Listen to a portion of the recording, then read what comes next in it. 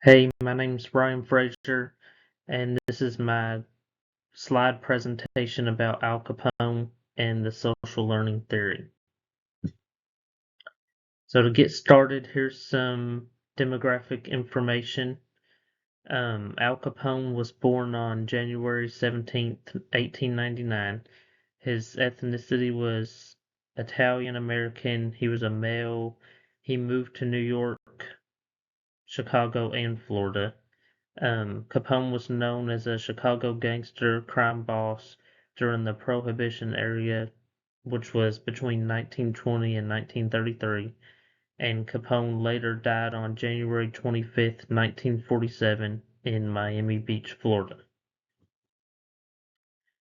A little bit about Al Capone's family life. He grew up with the typical life of an immigrant family in New York City.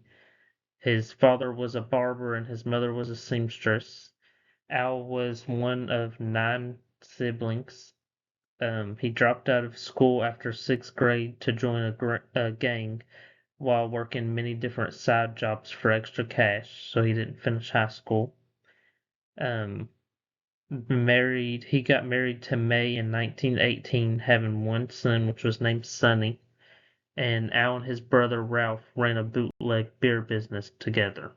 So he worked with one of his siblings for the business. Um, One of Al Capone's major inspirations was Johnny Torrio. A little bit about him was he was born February of 1882 and died April of 1957. He was an old friend of Al Capone's. Johnny basically summoned Al into the gangster game, asking for his help with different illegal activities. Um, Johnny Torrio was one of the top crime bosses in Chicago, and he had a strong impact of leadership on Capone, influencing Al to be more like him and want making Al want to get more into the game.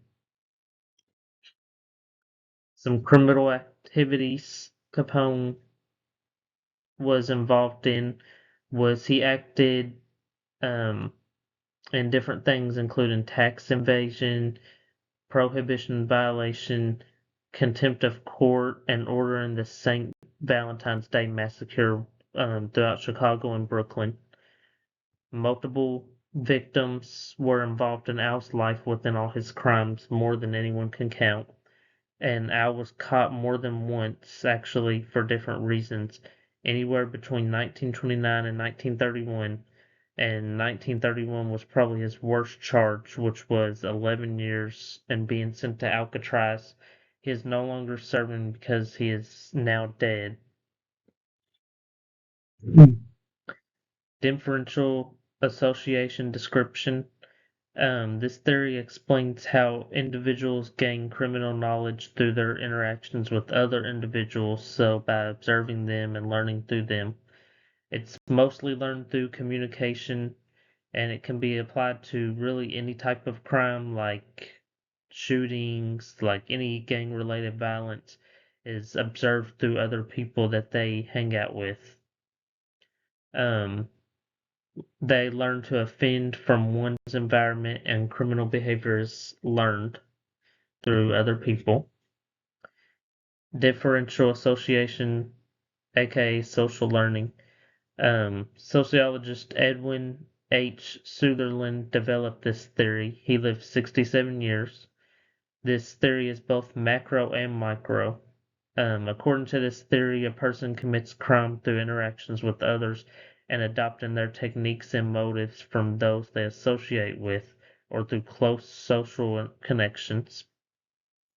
Um, Behavioral interaction dimension, normative dimension. And on to applying the theory. Um, Al Capone strived to be the wealthiest man on earth, but the traditional ways of doing so were not in his league. He was faced with social strain of how he's going to make money, besides the traditional ways of just getting a job and seek learning and getting money that way. So he began illegal activity by after middle school. such as gambling and bootlegging with one of his great friends, Johnny Torrio. Capone was motivated by social groups, and according to the social learning theory, this makes Capone impacted by observing social behaviors from different people throughout his life. Al Capone's behavior is a response to a larger social issue because hard-working jobs and long shifts affect the public, not just Al. On the contrary, it's also a response to the way he was raised and the group of people he socialized with who led him to this lifestyle. Applying the theory continued, yes, I do feel this theory fits appropriately because I feel like part of the reason Capone grew up to commit this deviant behavior is because he learned that type of lifestyle from the people who grew up with, including Torrio and different gangsters throughout Chicago and New York. The environment he grew up with is the stomping ground for his behavior to onset, which basically started by observing different people's behavior.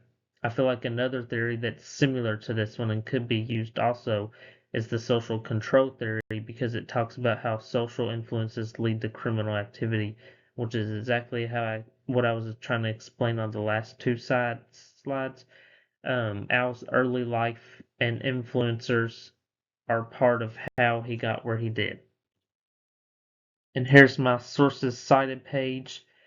I liked the FBI History Famous Cases website because it was giving me a lot of police reports and different facts and articles about Al Capone.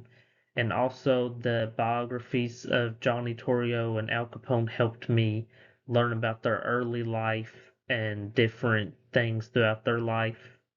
And then the very well mined social learning theory website helped me gain more knowledge about the social learning theory and how I can apply this to Capone's life and really dig deeper into he how this social learning theory works with Capone and what he did in his life. So thanks for watching. Hope you enjoy.